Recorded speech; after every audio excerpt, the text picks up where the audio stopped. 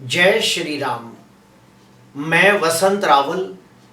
आज मैं आपको बताने आया हूं केतु ग्रह जन्म कुंडली के 12 अलग अलग भाव में बैठा हो तो कैसा फल देता है। सबसे पहले हम केतु के बारे में जानेंगे। वेदों में, शास्त्रों में, पुराणों में कहा गया है कि सूरभानु नाम का एक राक्षस था। वो भगवानों के साथ बैठकर रूप बदल के अमृत का घुट पी लेता है। जब ये बात विष्णु भगवान को पता चलती है तो वो अपने चक्र से सूरभानु नाम के राक्षस का छेदन करते हैं। वो 2 हिस्सों में बढ़ जाता है।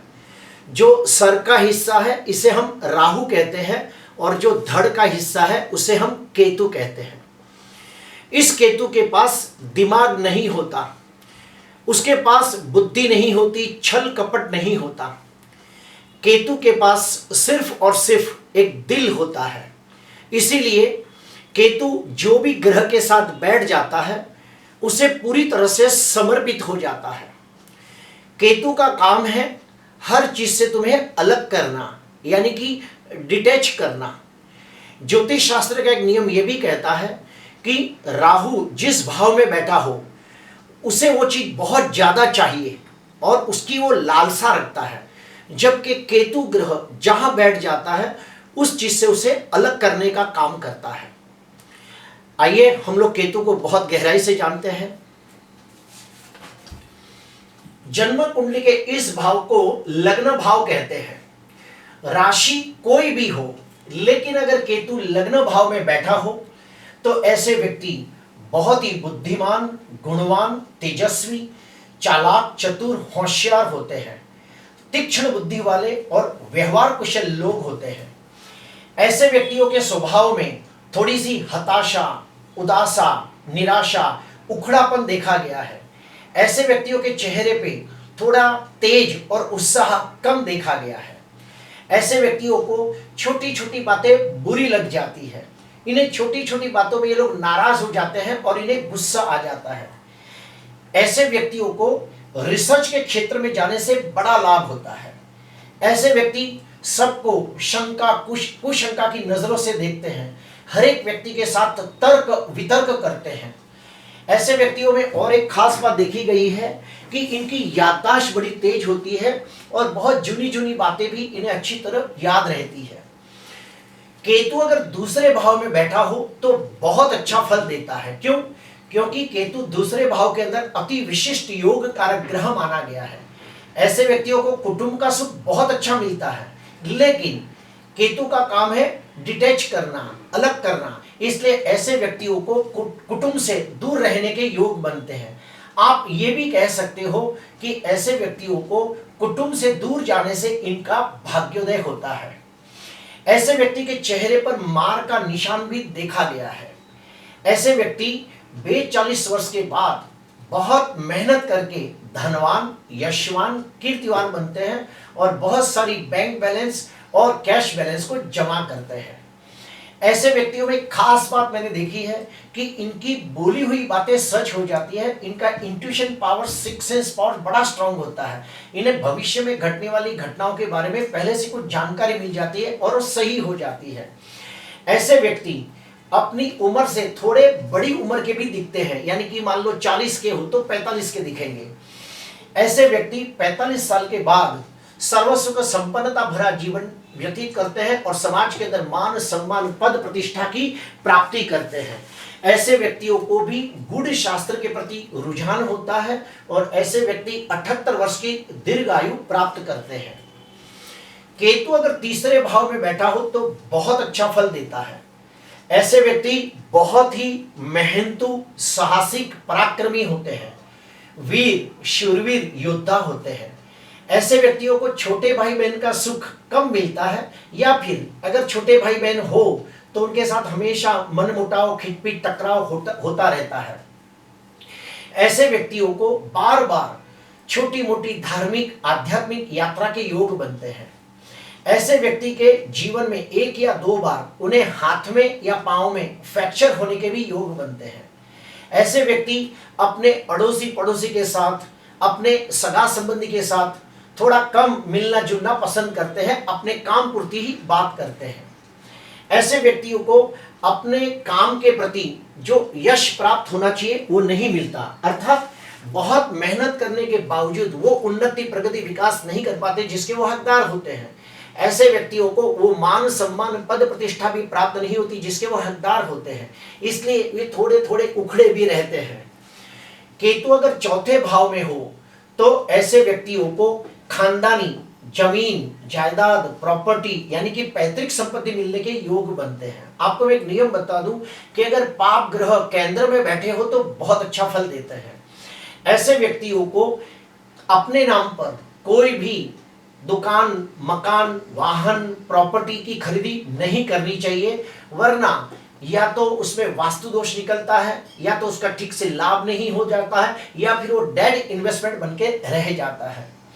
ऐसे व्यक्ति को जब भी दुकान मकान वाहन प्रॉपर्टी खरीदे तो पहले किसी विद्वान वास्तु शास्त्र की सलाह ले, उनके द्वारा परीक्षण निरीक्षण करने के बाद ही प्रॉपर्टी खरीदें, क्योंकि केतु अगर जो चौथे भाव में हो तो उन लोगों को हमेशा वास्तु दोष वाला ही घर दुकान मकान वाहन प्रॉपर्टी प्राप्त होती है। इसीलिए किसी विद्वान वास्तु शास्त्र की सलाह लेके ही आगे बढ़े। ऐसे व्यक्तियों को माता या पिता दो में से किसी एक का सुख कम प्राप्त होता है, या फिर वो लोग माता पिता से ही दूर रहने चले जाते हैं, कारण कोई भी हो, पढ़ाई का कारण हो या नौकरी का कारण हो, कोई भी कारण हो, लेकिन उन लोगों को माता पिता से दूर जाने के योग बनते हैं और वही उनके लिए बेहतर होता है, उसी में उनका भाग्योदय होता है। ऐसे व्यक्तियों को वाहन बहुत ही संभल कर चलाना चाहिए, वरना उन्हें वाहन के द्वारा अकस्मात के योग बनते हैं। और ये कब होता है? तो जब केतु की महादशा अंतर्दशा प्रत्युंतर दशा आती है तब ये चीजें होती है। अभी हम आते हैं पंचम भाव। अगर केतु पंचम भाव में बैठा हो तो अच्छा फल नहीं देता। इनकी जो पहली संतान है या तो वो मिसकैरेज हो जाती है या तो उनका एबॉर्शन करना पड़ता है। ऐसे व्यक्ति के पढ़ाई के दरमियान कम से कम 1 या 2 बार कोई ना कोई विघ्न आता है, और ऐसे व्यक्ति की पढ़ाई में कुछ ना कुछ रुकावटें आने की वजह से या तो पढ़ाई पूरी नहीं होती या उसका ठीक से लाभ नहीं होता। 5वां भाव प्रेम का भी है। अगर केतु पंचम भाव में बैठा हो तो ऐसे व्यक्तियों को अपने प्रेम संबंधों में छल कपट धोखा विश्वासघात का सामना करना पड़ता है।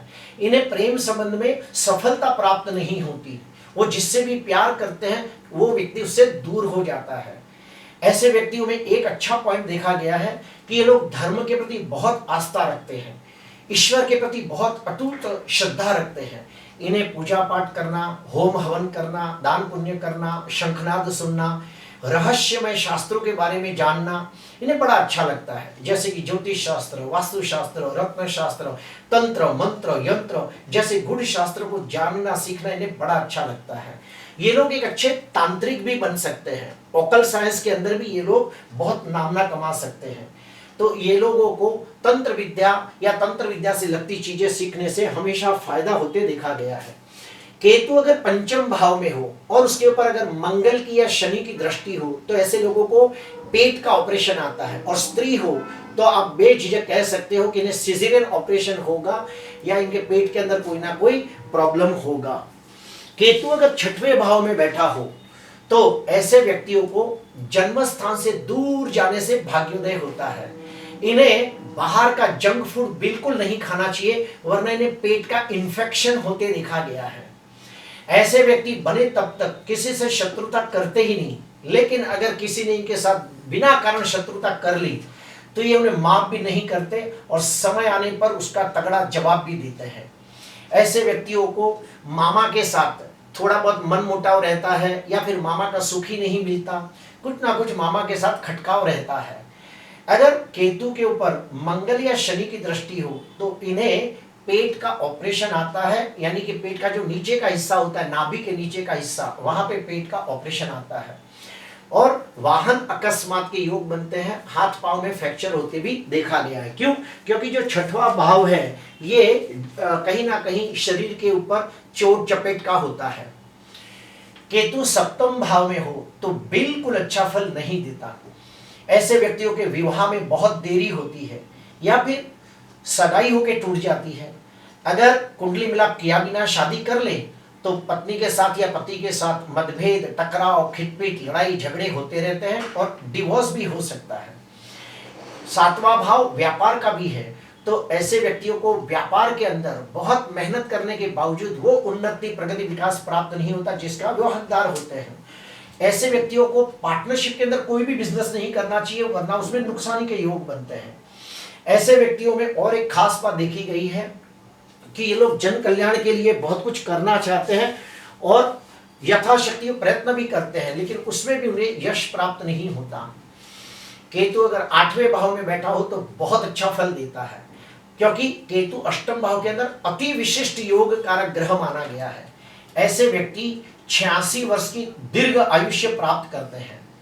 ऐसे व्यक्तियों को गुड़ शास्त्र के प्रति बहुत ही रुझान होता है, जैसे कि ज्योतिष शास्त्र, वास्तु शास्त्र, तंत्र मंत्र, यंत्र शास्त्र, रत्न शास्त्र, ऐसे गुड़ शास्त्र सीखना इन्हें अच्छा लगता है।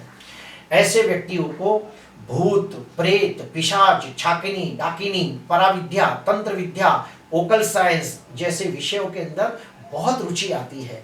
ऐसे कहानियां सुनना, वीडियो देखना, पिक्चर देखना इन्हें बड़ा अच्छा लगता है। ऐसे व्यक्तियों को हमेशा देखा है कि इनका intuition power, six sense power बड़ा गजब का होता है, लेकिन इसमें खराबी भी देखी गई है, ये मृत्यु का स्थान है। अगर केतु अष्टम भाव में बैठा हो, उसके पर शनि या मंगल की दृष्टि पड़ती हो, तो ऐसे व्यक्तियों को 2 या 3 बार बहुत बड़ा एक्सीडेंट होने के योग बनते हैं, जिसमें हाथ या पांव का फ्रैक्चर हो जाता है। और ऐसे व्यक्तियों को यह बात भी देखा है कि आकस्मिक मृत्यु के योग बनते हैं, यानी कि अचानक हार्ट अटैक आके मृत्यु हो गई, अचानक वाहन एक्सीडेंट से उनकी मृत्यु हो गई, कभी कभी तो पता ही नहीं चलता कि उनकी मृत्यु हुई कैसे। तो केतु अष्टम भाव में हो तो व्यक्ति का व्यक्तित्व बहुत अच्छा करता है, लेकिन अगर शनि मंगल की दृष्टि हो तो दुर्घटनाएं और अकाल मृत्यु के योग भी बनते हैं। केतु नवम भाव के अंदर बहुत अच्छा फल देता है। क्यों? क्योंकि काल पुरुष की कुंडली के अंदर यहाँ धनु राशि आती है और केतु धनु राशि में बलवान होता है, उच्च का होता है। तो ऐसे व्यक्ति बहुत ही नसीबदार, भाग्यशाली, किस्मत वाले होते हैं। ऐसे व्यक्ति बहुत ही धार्मिक, आध्यात्मिक विचारों वाले लोग होते हैं। इन्हें पूजा पाठ करना, होम हवन करना, दान पुण्य करना, यात्रा, तीर्थ यात्रा करना, विद्वानों के साथ सत्संग करना, ज्ञानवर्धक वीडियो देखना, वेद शास्त्र पुराणों स्कंदों का ज्ञान प्राप्त करना, ये सब इन्हें बहुत अच्छा लगता है। धर्म को सही मायने में जानना, ईश्वर के प्रति कैसे लगाव बढ़ा के उसको जानना, ये उन्हें बड़ा अच्छा लगता है। केतु अगर नवम भाव में हो तो इन्हें रिसर्च के क्षेत्र में जाने से भी बड़ा लाभ होता है। इन्हें पिता का सुख बहुत अच्छा मिलता है, पिता के द्वारा धन लाभ और प्रॉपर्टी का भी लाभ होता है, लेकिन पिता के साथ हमेशा मतभेद, टकराव होता रहता है। इनका भाग्योदय 45 साल के बाद होता है। केतु अगर दसम भाव में हो तो बहुत अच्छा फल देता है। मैंने देखा है कि केतु जिसके भी दसम भाव में हो, ये लोग समाज के उद्धार के लिए, समाज के उत्थान के लिए बहुत अच्छे काम करते हैं और उसके वजह से उन्हें समाज के अंदर मान सम्मान, पद प्रतिष्ठा की प्राप्ति भी होती है। ऐसे व्यक्ति जीते जी मान सम्मान तो प्राप्त करते ही है, मरने के बाद भी ख्याति और प्रसिद्धि प्राप्त करते हैं। केतु अगर दसम भाव में बैठा हो तो इनके पास क्रिएटिविटी, रिसर्च और दूसरों से कुछ हटकर करने की बुद्धि होती है। ये दूसरों से कुछ अलग करके दिखाते हैं और वो ऐसा काम करते हैं जिससे लोग प्रभावित होते हैं। केतु के ऊपर अगर गुरु की दृष्टि हो, गुरु केतु के साथ युति, प्रतियुति या दृष्टि योग बनाता हो तो धर्म ध्वजा योग बनता है और ऐसे लोग मंदिर की प्राण प्रतिष्ठा या फिर मंदिर के निर्माण के काम में कुछ ना कुछ अच्छा सहयोग देते हैं और धर्म की स्थापना करते हैं। गुरु और केतु अगर दसम भाव में आ जाए तो ये लोग धर्म के क्षेत्र में, आध्यात्म के क्षेत्र में ऊंचाइयां प्राप्त करते हैं, मान सम्मान की नजरों से देखे जाते हैं और मृत्यु के बाद भी लोग उन्हें याद करते हैं। अगर केतु 11वें भाव में बैठा हो तो अत्यंत शुभ माना गया है। ऐसे व्यक्ति अपनी उम्र के हिसाब से बहुत ही ज्ञान प्राप्त करते हैं। ये लोगों में और एक खास बात देखी है कि इनके बहुत सारे मित्र होते हैं, लेकिन सारे मित्र इन्हें बहुत पसंद करते हैं। ऐसे व्यक्ति कभी कभी धन का और अपने पद का इनको कभी अहंकार नहीं आता और अपने को हर परिस्थिति में ढाल देते हैं। ऐसे व्यक्ति जीवन के उत्तरार्ध में सर्व प्रकार के भौतिक सुखों की प्राप्ति करते हैं, सांसारिक सुखों की प्राप्ति करते हैं, समाज के अंदर मान सम्मान पूर्वक जीते हैं, लेकिन इन्हें कोई बात का घमंड नहीं आता, इन्हें कोई बात का अहंकार नहीं आता, बहुत ही साधु जैसा जीवन जीते हैं। यानी कि संसारी साधु कह सकते हैं, संसार में रहने के बावजूद साधु के समान जीते हैं। ऐसे व्यक्ति दूसरों को आर्थिक सहायता करते हैं, सुख दुख में सहायता करते हैं, लोगों के दुख को अपना दुख समझते हैं। ऐसे व्यक्तियों को भी पैतृक संपत्ति, खानदानी जमीन जायदाद मिलने के प्रबल योग बनते हैं और ये लोग भी बहुत मान सम्मान प्राप्त करते हैं।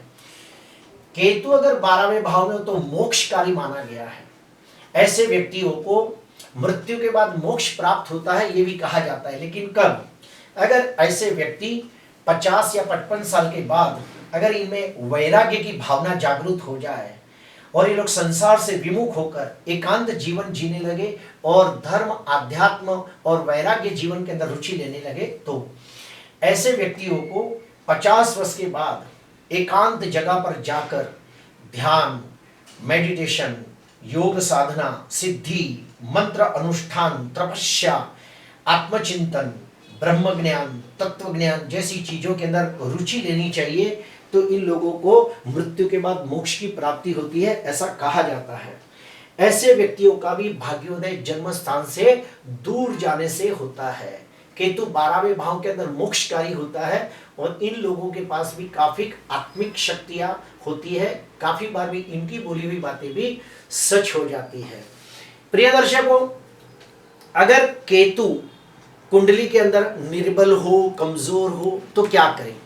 तो अमावस्या के दिन किसी विद्वान कर्मकांडी ब्राह्मण को घर पे बुलाकर आप केतु यज्ञ कर सकते हैं।